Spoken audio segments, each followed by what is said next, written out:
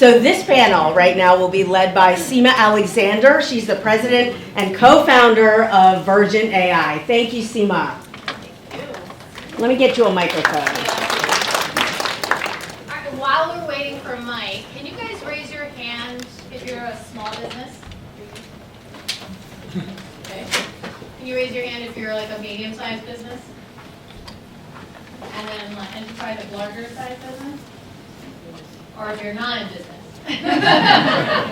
Some people didn't raise their hand. I mean, the reason I'm asking is because we want to be very contextual to where you are at in your AI journey. I'm going to give you a little introduction on me, and then I'm really, really excited about this panel and about this opportunity for all of you because, one, I would tell you one of my superpowers is curating people and curating content for the right audiences. And AI is one of the most important technological revolutions of our generation, both as human beings and what is going to change over the next couple of years, not a long time from now, right? And especially if you're in business. So I play two hats. I'm here in this region, the co-chair of DC Startup and Tech Week, which is the largest entrepreneurial conference and community in the DC, Maryland, Virginia area. We have our signature conference, which I will give you a promo code for next week. It's 13 different content tracks. AI in business is going to be a huge focus next week, but more to come on that. The second hat I play, and very important, is I'm the president and co-chair of Vergent AI, and we take companies from this AI curious moment to AI powered by creating strategies, being your thought partner, creating AI agents, AI enabled software so that you can actually get into this next phase strategically and thoughtfully and intentionally, okay? So I'm going to introduce this amazing panel. I'm actually going to ask each one of them to introduce themselves. They'll do a better job than me, but there are a very experienced and seasoned, but I would say the insiders of what's happening with AI and ML, both from a research side, folks that have been doing this as practitioners for years, from COTS to, I would say, the new age of AI and ML. So Helen, I'm going to ask you to start, if you can, just kind of share who you are. You're specifically in 2 minutes, like your ML and AI experience in 2 minutes. But maybe share also, like, why do you think this is that moment in time for CEOs and founders to pay attention? Absolutely. Really excited to be part of this exciting event. And thank you, Seema, for putting us all together. So I'm with AWS, and I've been working with data my entire career, although I would say there's a little secret. I was a chemist by training until I got into the technology world. So currently I'm focused on data and AI partner go-to-market, and it's a really exciting time, I'll tell you, because over the years, AI is nothing new. Starting from 1956, the concept, we're using it already every day. It becoming a new thing, really exciting thing, because there's so much data. And the cloud computing has made the data and compute a lot cheaper, and machine learning has evolved so fast.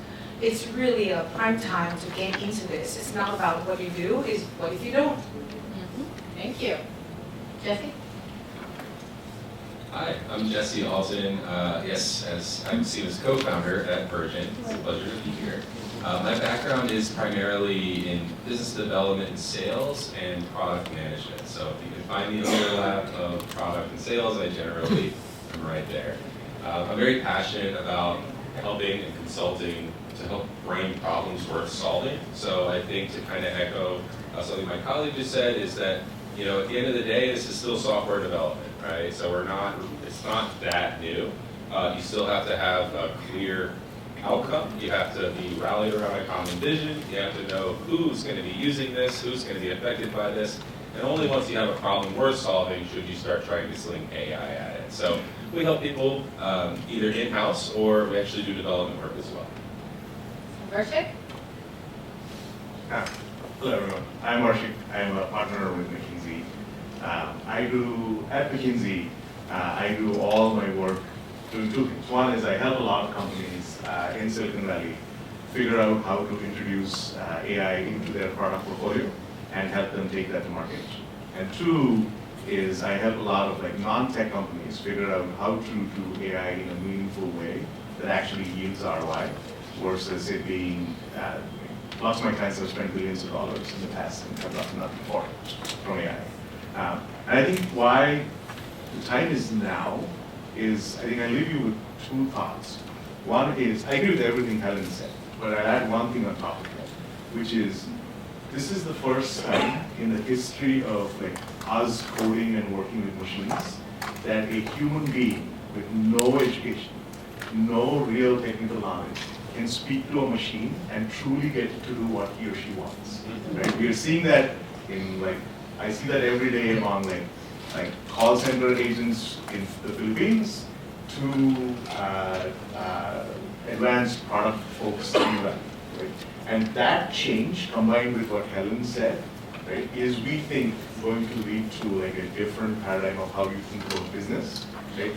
We think at the firm that in the next 10 years, we're going to see 1 billion coders on the planet. And all of them are going to be coding this way, like talking to machines. Yep. Right? And that's the way of why you need to do business. So if you're doing business now, and you plan to exist, it is a good time to start thinking about it. Swati?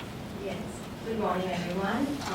So I'm Swati Young and my journey started in the world of technology 2 decades ago. I was sitting in a cubicle in India and writing software code, and I was not interested in doing that mainly for one reason. I really didn't know where this code was being deployed. I was with Oracle and I heard that it was being used throughout the world. So that led me to a different position doing implementations of software at customer sites based out of Belgium. And I went and sat beside like somebody working in supply chain and distribution to understand how the software is resolving business problems. So that's my evolution. So curiosity always drove me. And so as a technologist 8 years back, I was very curious to understand the power of machine learning, because on one hand, I love listening to business problems. On the other hand, I love new technology solutions that could enable solving business problems. And I think rightly said, like the other esteemed panelists, we are at this cusp and a tipping point. Yes, last 8 years, I've implemented traditional machine learning for use cases such as predictive analytics and lung cancer research, leading natural language processing, vision. But I think what was the tipping point was, like was rightly said, putting a user interface in the hands of every person on this earth. And I think of some interesting use cases. A person who is uneducated sitting in a village in India is given a computer, they can just speak in their local language and get a response. It's like if you would have taken this and shown to somebody even 60 years ago, they would say it's magic, right? So that is the power. And for the small businesses in this room, think of it as how much you can leverage. So think of an example like large companies are filing their 10K with SEC. And if you are a small company working in the metals industry, you can simply extract those 10K filings of metal companies who are publicly traded with SEC and get what are the risks, what are the global supply chain disruptions. So this you can leverage in your small business almost for free, right? Because this is publicly available information and so on and so forth. SBA offers resources for small businesses. You can leverage whether you're using Claude or ChatGPT for small business recommendations. So in a nutshell, I solve problems using any technology. And more recently, I'm grateful for implementing generative AI for both some local governments as well as for some startups. But at the end of the day, solving some complex problems that took a lot more resources previously compared to now. So one of the things that I know is that there's a lot of jargon in anything that's new technology, right? Even AI means a lot of different things and people are not familiar, right? When you say natural language processing or intent recognition or multimodal, like what does that even mean, right? And I think what we're gonna do more and more of in this panel is tell you real examples and anchor it so you understand. One of the things that I was blessed to be part of when I advised with Jesse in artificial intelligence development environment that specializes in this concept of AI agents. Is anybody familiar with this AI agents concept? It's going to become, you know how when the internet happened and then all of a sudden you start to see mobile apps and that became the biggest, next phase of the internet? AI agents will automate workflows, will be able to connect things that you've never been able to connect to, and I'll just at a simplest level, automation in terms of all the stuff that you wish like you had somebody else to do for you, it'll be able to autonomously do for you through conversational AI. That's simple. How Alexa right now you're talking to them, Alexa will do things for you. It's a whole different ballgame, plus so much more. But I'm going to ask each of you here, maybe two of you, whoever wants to go, let's talk about 2 successful AI implementations, and I'd like 2 of you to talk about 2 unsuccessful AI implementations. So who wants to go first? I can go. So, and Helen after? So one use case I want to touch upon is in the research space. Yes. So this was 6 years ago.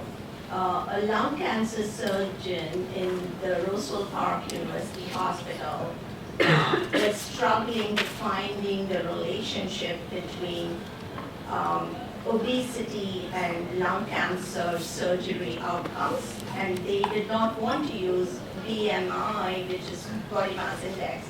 Typically, he had a hypothesis that he was able to measure the visceral fat deposits in the L3 vertebrae that he could correlate to the outcomes. So in a nutshell, he wanted to do image extraction from CT scans of lung cancer surgery patients and find that particular visceral deposits and then relate it to outcomes of all the surgeries that have taken place in the Roswell Park University Hospital for several years. So we used some tools from Google, TensorFlow, etc. This was 6 years ago, and the technology has come a long way since then, and we're able to actually reduce the time to actually capture the visceral fat that was done previously with a radiologist's help for from 7 hours to less than 7 minutes. So do you understand what she just said? Yeah. It took something 7 hours to less than 7 minutes. If you want a fundamental principle of AI, that's what it is. All of a sudden, things that took you months, days, hours will take you minutes and seconds. I mean, everybody's used ChatGPT here, yeah? Yeah. How long will it take you to draft an email normally? And how seconds, guys, right?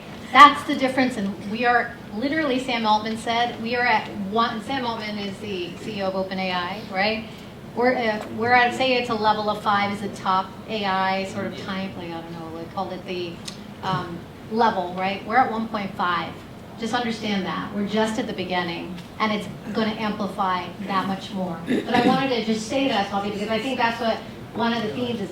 It's that much faster. Yeah. Helen?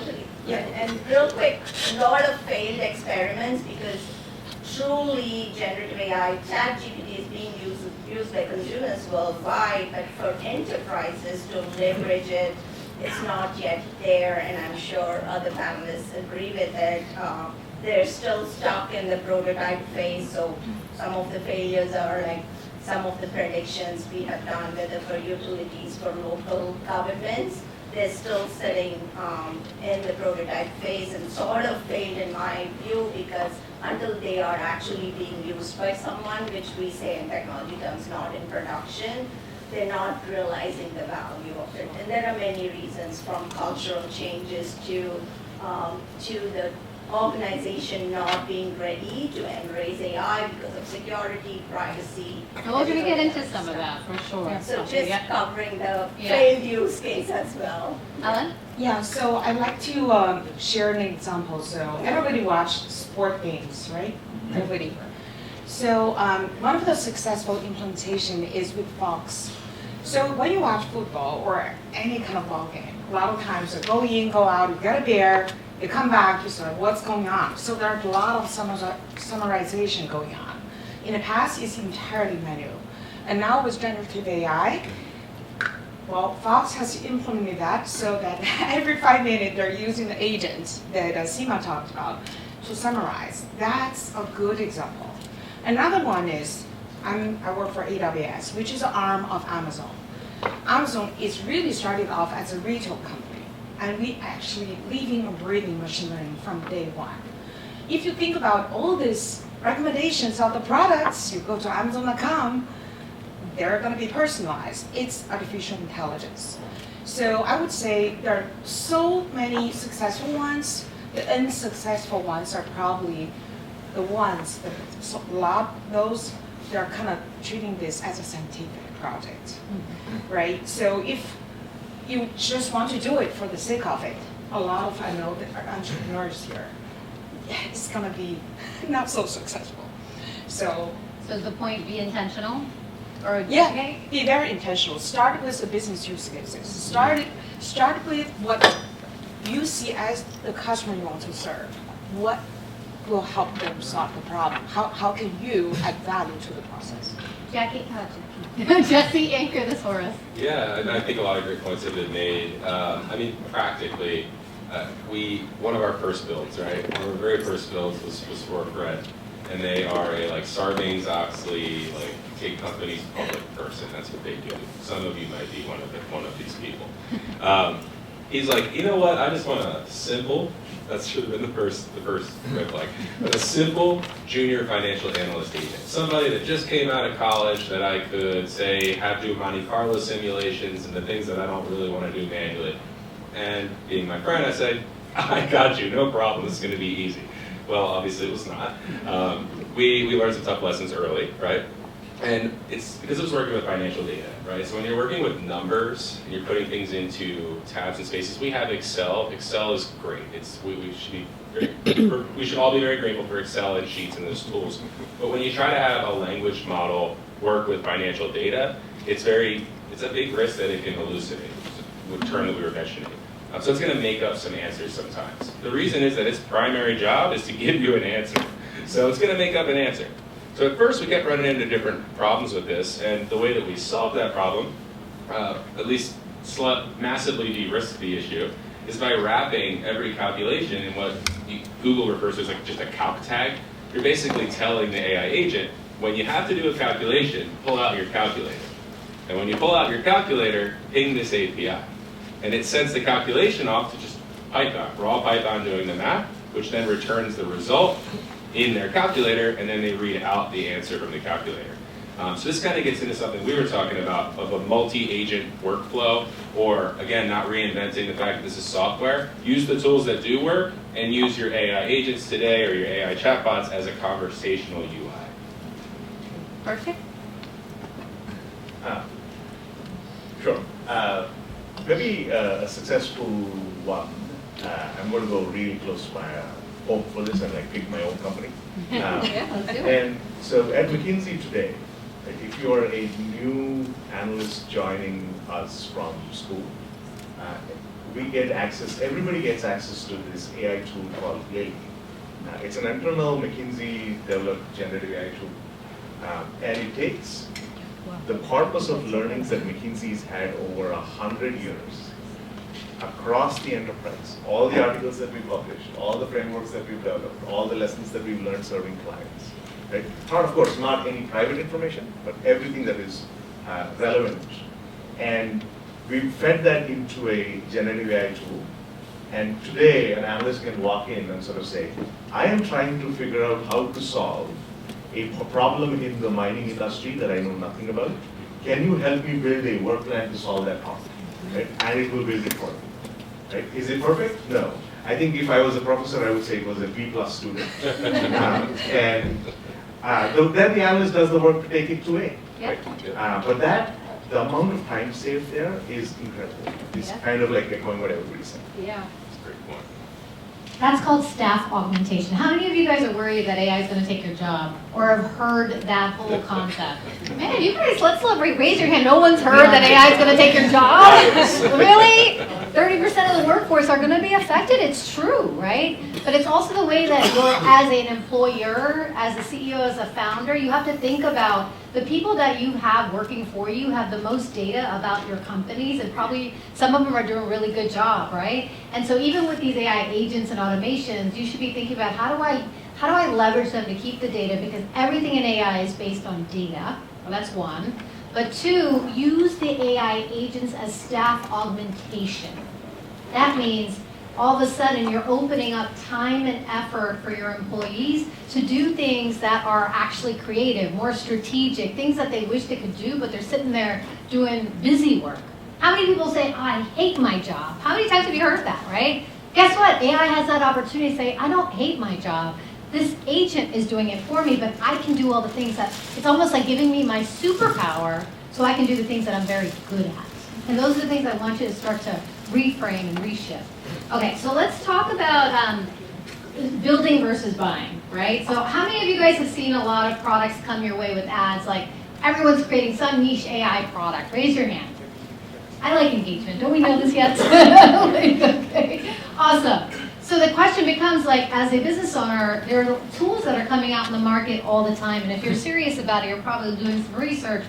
Why do we build something versus buy something in AI? So I definitely would love your perspective. Maybe Varshik, you could start. And then Swati.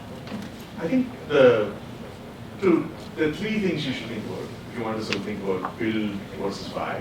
I think we call it typically, one is the use case, is the business use case that you're trying to solve, is that fundamentally strategic to what you're doing, right? In that case, you might not want to buy, you might want to sort of like partner with Jesse and build something, right?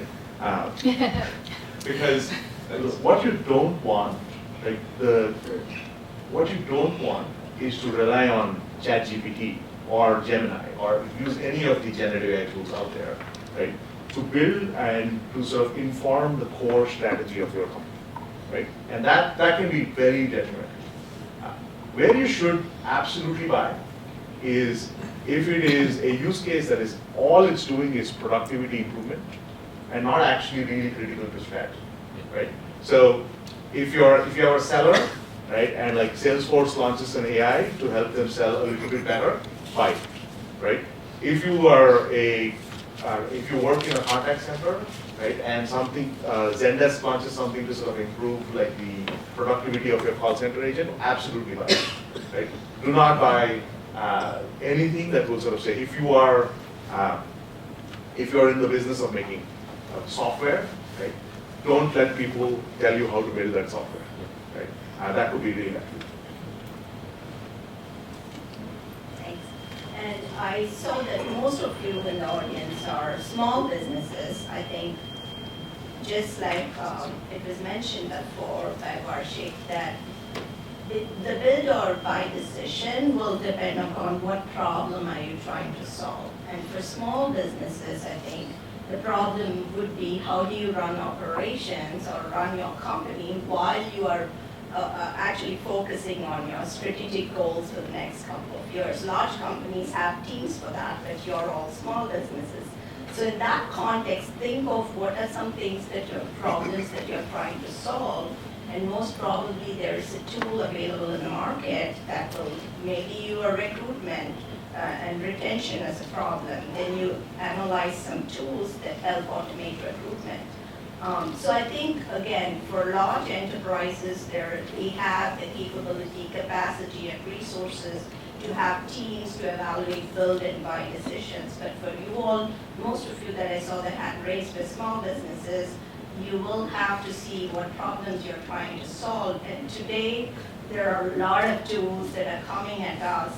And I think one of the things for your reference point, you have to understand, okay, this tool is just a startup, and do they have any other people using it to solve your problems? So I think, again, the relevancy of what problems you're trying to solve, and I work a lot with federal and local governments, and over there, again, what problems are you trying to solve? Then we evaluate the tools, and then we most probably, like Varshik said, If they use tools like Salesforce and ServiceNow that offers an AI component, it's easy to buy. If they're trying to solve a specific problem, say they are trying to automate some of their library resources in the city, then there's a very specific thing tailored for them, they can go and build it. So again, big companies, small companies, an evaluation of tools truly depends on the problem that you're trying to solve and the resources you have available. So I'm gonna go back and anchor a couple things. Do you guys remember when you got your first laptop? When you first, like, internet came out and you got your first laptop? Raise your hand if you remember.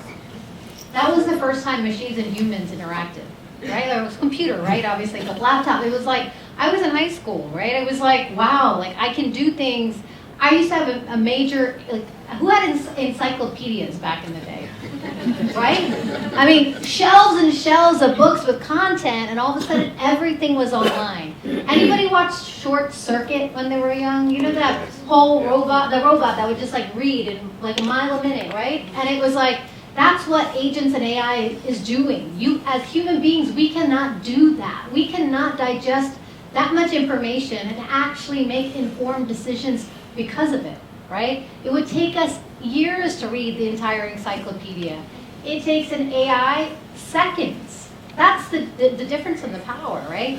One of the things I want to learn from you guys, and just shout out, what industries are you in? And here's why. I'm going to ask each one of these individuals, including myself, I'll play this game. We're going to play AI business roulette. So what does that mean? If somebody said, hey, we're in real estate, we're going to be like, who can come up with a reason to use AI in real estate that is going to make this person's life easier? That's the question. So tell me, what industry are you guys in? Healthcare. Healthcare. We're going to go healthcare. Financial services? Financial services. Restaurant. What's the other? Restaurant. Restaurant. Oh, I got a good one for us. Okay, restaurant. Crypto. Crypto. All right, we're going to come back. Let's do it. I'm going to forget. I don't have that great of a memory. All right, the first one was healthcare. Go ahead. Okay, so if anyone here is familiar with, if you've ever worked with CMS, or I bet you one person here has. Let's tell them what that is. Yeah, so Center for Medicaid, and CHIP, right? Big agency in our area. A lot of folks here have probably worked with them. A lot of folks do not know about FHIR data. So FHIR, it's the interoperability standard for healthcare data. There's a lot of contracts that I've worked on that are really aimed at either being compliant and ensuring that the states and the Fed are actually using this healthcare data effectively. But then there's also kind of like a lack of products getting built that are using this, and they're really trying to incentivize people to use things like Blue Button, I'm going to look into that, to implement the FHIR healthcare data into your applications. So here's why I'm bringing up this stuff, right? With AI, it would be really useful if I could talk to my heart rate from last night, or I have a Garmin watch on right now. I every morning wake up, look at my watch to see what my body battery is. It's like a game for me. If my body battery is below 70, I bring it up at stand-up. If it's over 90, I bring it up at stand-up. So I'm really pumped about that. This little insight in my watch is taking tons of data about how I slept, what I ate, how I worked out, what my heart rate is, my stress level, oxygen level. It takes all that in and it calculates it down to a number, and I get really pumped about that. But I can't have a conversation with my health data. My doctor's not getting this data. If I track my calorie intake using another tool, right, that's not really something I can talk to, or it's not really getting factored into my body battery. So when we take these open efforts, very expensive, well-funded efforts like the FHIR healthcare protocol and its implementation, and you pair it with something like AI agents and open APIs, things like Garmin has, you can start building some really unique, compelling, tailored tools for people to be able to become more informed about their health, have more informed conversations with their doctors, and obviously, yeah, just be just overall more healthy. Amazing. We had healthcare. Do you have anybody else healthcare? How many times do you guys go to the doctor and you're like, what did you just say? Like, this is important, right? Like, doctors and lawyers talk legalese and doctorese. I don't understand it half the time.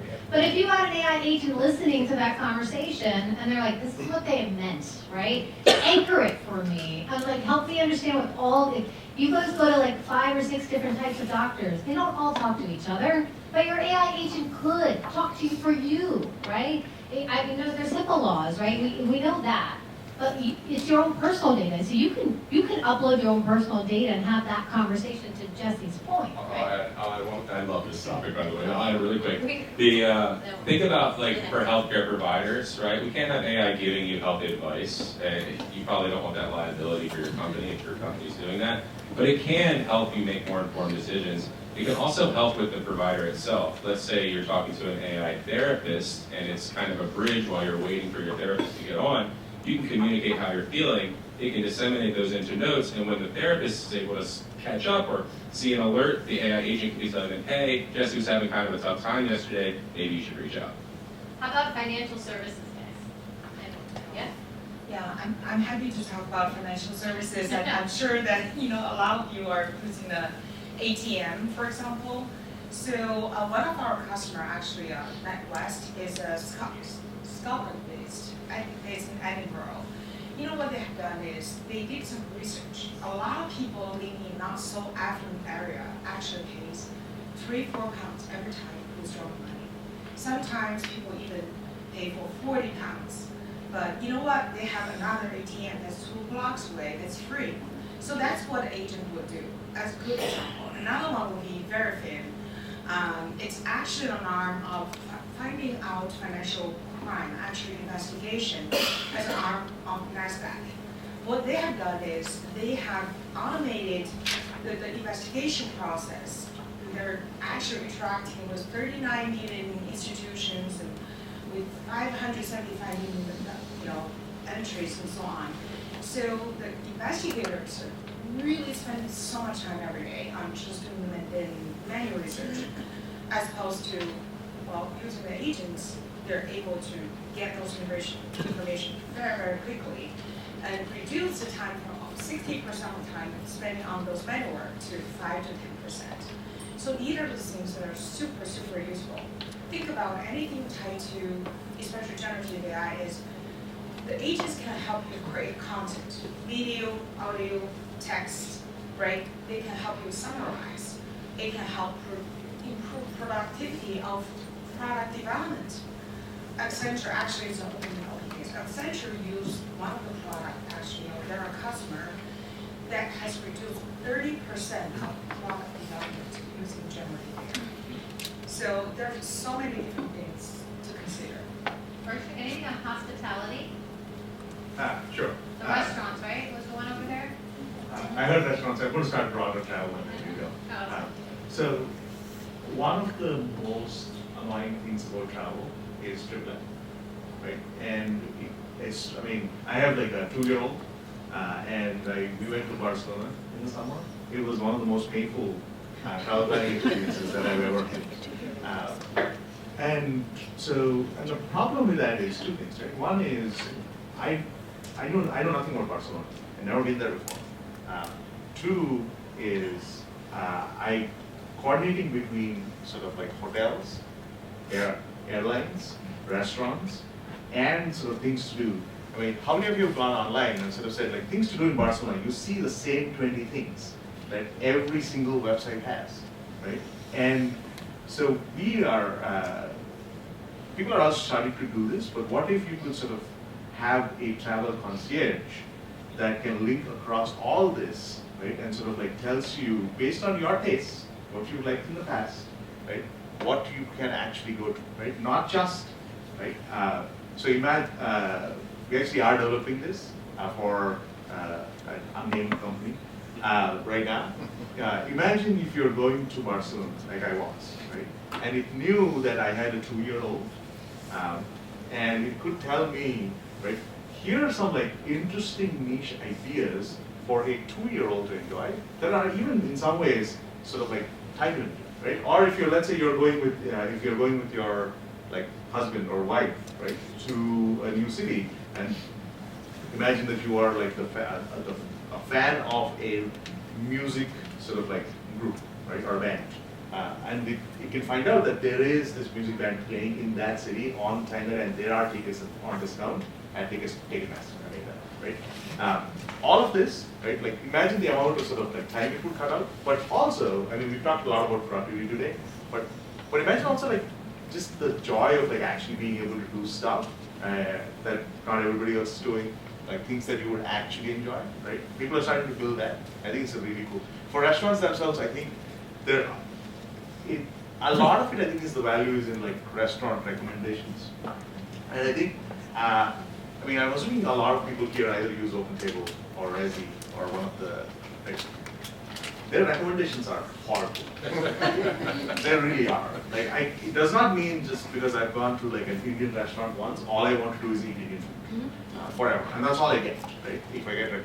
So think about restaurant recommendation engines that truly take into account, hey, it's actually not the Indian restaurant that he liked, it's the vibe of the place. It analyzes the photos that were taken of the place, it's the vibe of the place, and sort of says like, look, here's a Mediterranean place that actually has a similar vibe, right? And you might enjoy that too, right? So think of like rich restaurant recommendations. And what that means for if you're a restaurant owner, right, is the amount of data you'll have to upload to sort of like to the internet, and how you curate that, and more importantly, how you let your, so the people coming to your restaurant curate the data that they're uploading becomes really, really important.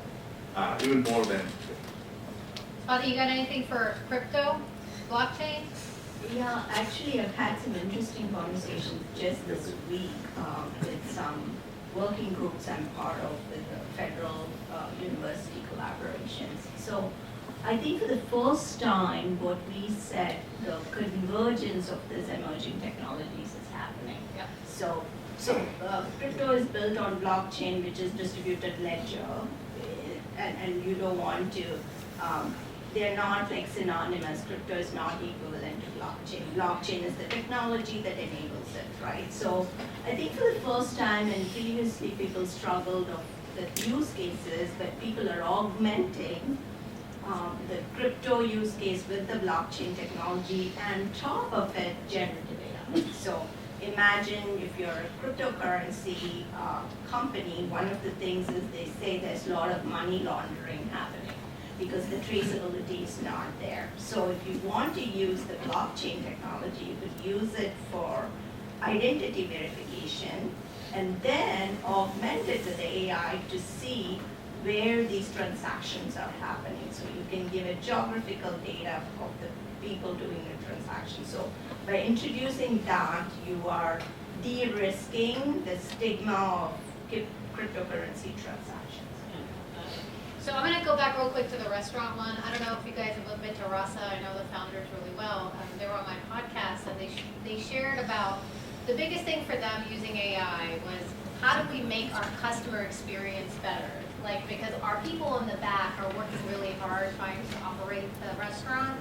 So they used an AI to help with the, like, and they said, you know, they get a lot of phone calls for all the same things, the parking, the ordering, the this, and there's some like, you know, there's that annoying AI, I mean, customer service sort of bot that you get, and you're like, move to this, like go to one, go to two, but they're being able to use and scrape all of their data and all the common questions that they get from all their customers and make it a lot more personal. And they said, you know what, the number one thing for us is if we can free up the time with our operational staff, then they can actually treat our customers better and they'll have better retention and more value to our customers. So one thing our chief solutions officer had shared with me, he's like, think about like what is the things that take so long that take you the highest effort. That's where AI can solve for. That's it, right at the end of the day. I know you have one more for restaurants. I want to open it up for questions. So if you guys have something specific, let's get, these are, I mean, a lot of brain power. I'd like to hear what problems you Yes. have because it's not one size fits all. Yeah. Yeah, a little bonus one for restaurants real quick. Oh, there we go. A little bonus one for restaurants real quick. Aside from the customer service, which what Seema was mentioning, is really getting a feature called intent recognition. So if the customer is responding this way, then respond this way. You can create these different gates and gated scenarios. That means if somebody's calling really angry, it might need to route them to management, but if somebody's calling just to ask about parking, you can give them that commonly asked question. It's a really great use case. Something to be aware of is that you aren't creating new attack vectors. It means teenagers, people who just want to have a little bit of fun, can always call you yelling and berating and always get directed to the manager. So you got to be careful with the things that you're trying to automate. From a menu perspective, though, as long as you're collecting the right data, if your menu ever changes or maybe it doesn't, either way, you can compare your menu items with sales data. And many restaurant owners already do this type of thing, right? How did we perform last year on this day, on Memorial Day weekend? How do we perform generally on Fridays versus Mondays? And if you're using data already to drive these decisions, then great. But AI can help accelerate that.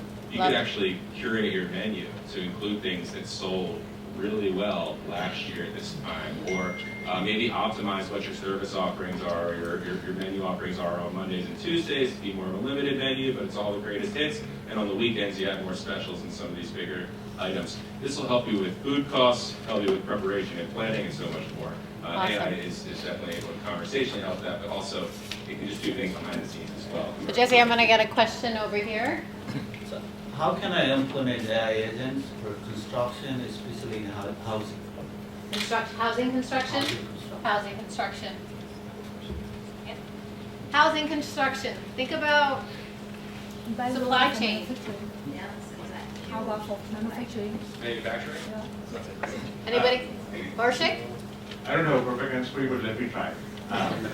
One is, I think, in the planning process, right? So when you're doing architectural designs, right? Like when you're, that's one. So all the planning processes you can sort of automate with, not automate, but like you can implement AI agents so that they can construct architectural designs of use cases like this.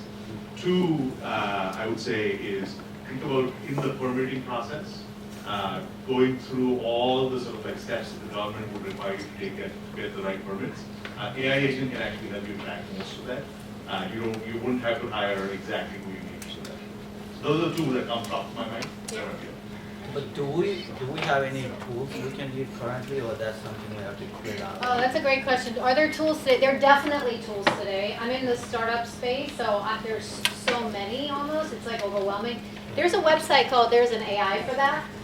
There's an AI for that.com. Just Google it. It doesn't mean it's not Google. Go to that website and say, I'm looking for construction modeling, whatever, AI. Mostly you'll be able to find tools that are already on the market there.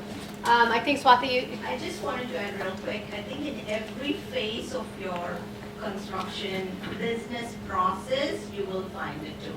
Take which is your most, what I call the hair on fire problem to solve, to prioritize. So Varshik mentioned in the design phase, you have generative AI producing designs, or you can feed it your architectural designs from the past and say, based on this design a future residence with 5 bedrooms because you have vetted the past, but also in your global, if you're dealing with global supply chains, right, then you can use it to actually de-risk by identifying the supply chain factors that are happening.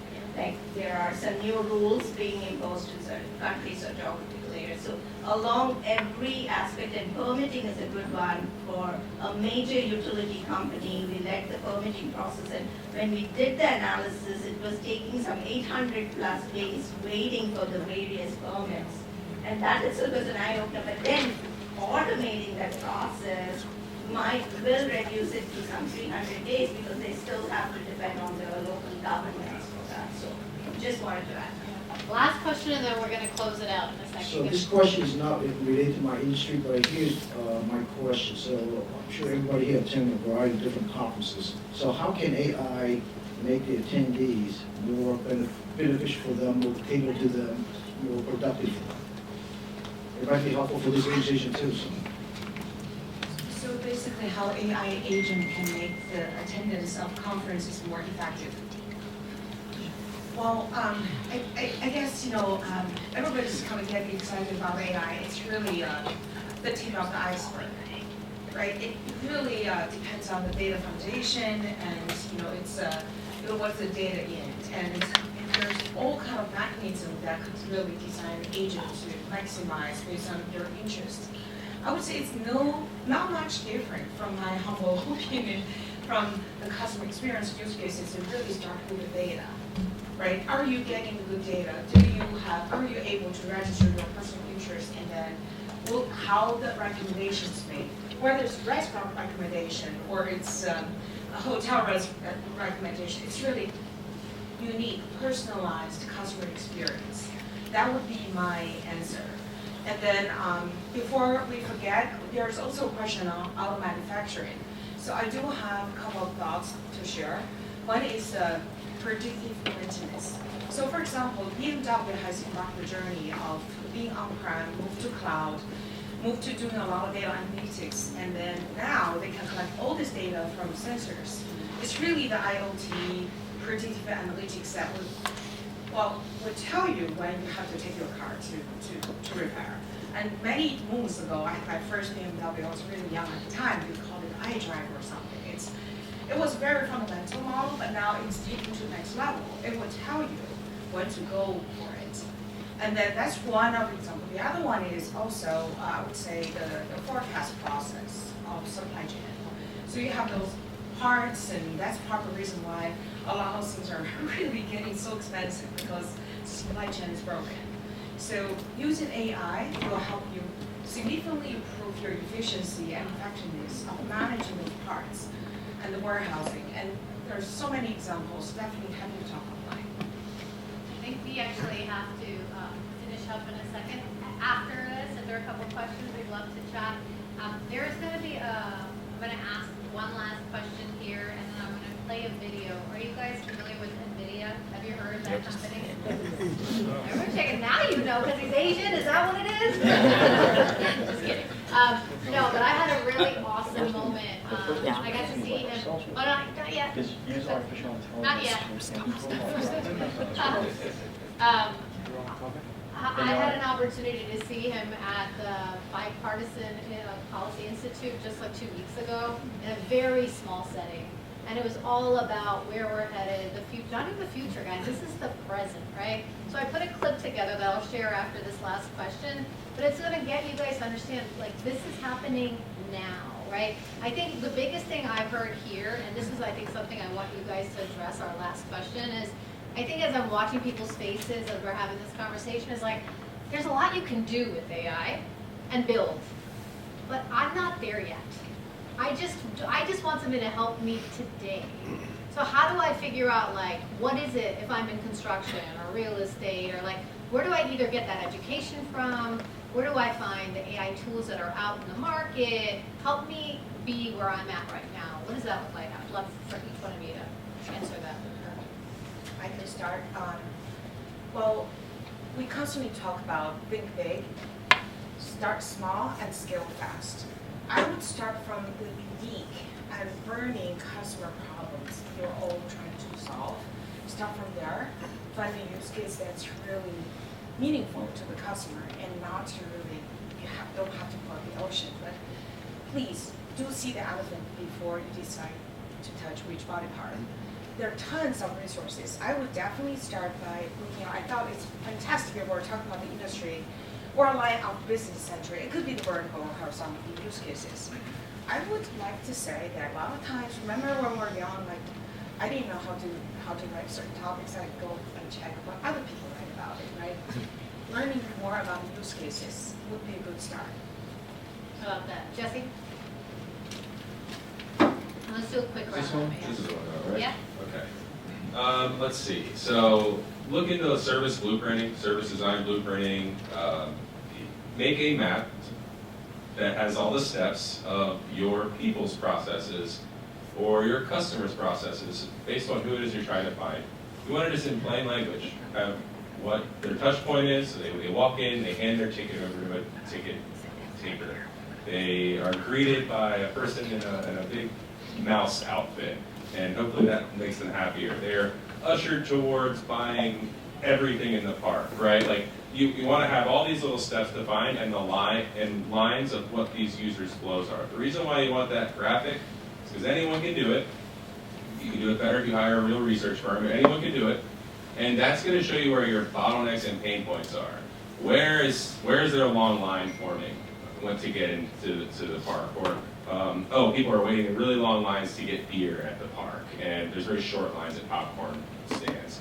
This information, if you visualize it, you can identify where it's actually worth potentially applying AI, or if you zoom out a little bit, good old-fashioned automation to improve that experience. I agree with everything Helen and so Jesse have said. But before you do all of that is critical. Right? You need to identify the best business problems. You need to map out process. Before you do all of that, take the simplest thing you can imagine. Right? Go online. Right? Go to there's an AI for that.com. Right? Like download an AI. Pay it costs nothing. Right? Like it costs like $10 for some of these subscriptions. Pay one subscription. Right? Pick one thing at your company. It doesn't matter what. Don't. It's not for a personal use case. It's personal use cases we use ChatGPT, you know how it goes. Pick one thing at your business, the simplest thing you can imagine, right? And try to imagine it with a little bit of AI. Just do one AI, right? That's all. Because sometimes you can just feel a lot of this, despite like how many panels we do, how many panels you attend. It can all feel a little mysterious, right? Like, and once you actually sort of like download one AI, use it for one business case, you'll realize a lot of this is actually very simple, right? Like a lot of people have done in some ways, the heavy thinking on the technology, so that you guys can focus on the business. Right? So all it requires is like that one step. Swati, last one, and then we're going to play the video, and then we're going to say goodbye. Yeah, real quick. I want you all to do two things. One is go to ChatGPT and say, I'm a small business in XYZ industry, we got construction, manufacturing, restaurant, etc. What are some resources for me to help with my finances? And look at the output it produces. It will show you SBA, grant process, etc., etc. So first thing is start playing with the ChatGPT, or just to ask what resources. Secondly, use the voice function of the ChatGPT mobile app and just spit out your problem. I'm a restaurant, I don't have enough servers today, how do I solve this, right? So think of what are all the problems you're facing and see what are some recommendations. Not, you should take it with a grain of salt, but at least that's a starting point, right? So, and then augment it with, there's an AI for that, go and look for a tool. But the more you get familiar as a small business to start using, whether it's ChatGPT, Claude, Perplexity, etc., just start using and even see how it could solve a business. The other thing I've seen and I've done and helped startups is that you just have this brilliant idea in your head, just vomit it out verbally in the app, it will create an amazing business plan for you. It's a draft in less than 10 minutes. Take it, tweak it, and make it your own, right? So start using in a small step-by-step before you can evaluate tools. Let's finalize this with this video real quick, just to give you guys an anchor, and then The first thing companies like ourselves get should louder. do is use artificial intelligence to improve our productivity. That's what we've done. We've got AIs all over our companies, designing our chips, writing our software, helping us debug things, help us do verification. We're starting to work on using it for marketing and customer support and things like that. And so number one, help us be more productive. When a company becomes more productive, they make more money. When they make more money, they hire more people. And the reason for that is because we have more ideas we like to pursue. And so I would love for the United States to be more productive because we'll have more money. And because we have abundance of ideas, we'll be more prosperous. So I think the idea that it's human versus AI is not quite right. It's humans using AI. And with respect to anybody who's concerned about an AI taking their job, we should probably worry about someone who uses AI taking their job. Yeah. And so that reminds you to get going and to go learn this new tool, and to make this new tool, your advantage. And surely, as a company, we can do that. Yeah. And as a country, we should do that. Almost everything that we do in the future will have AI in the loop and human in the loop, and we'll be collaborating to do it. My prediction is that the first thing. All right, thank you very much.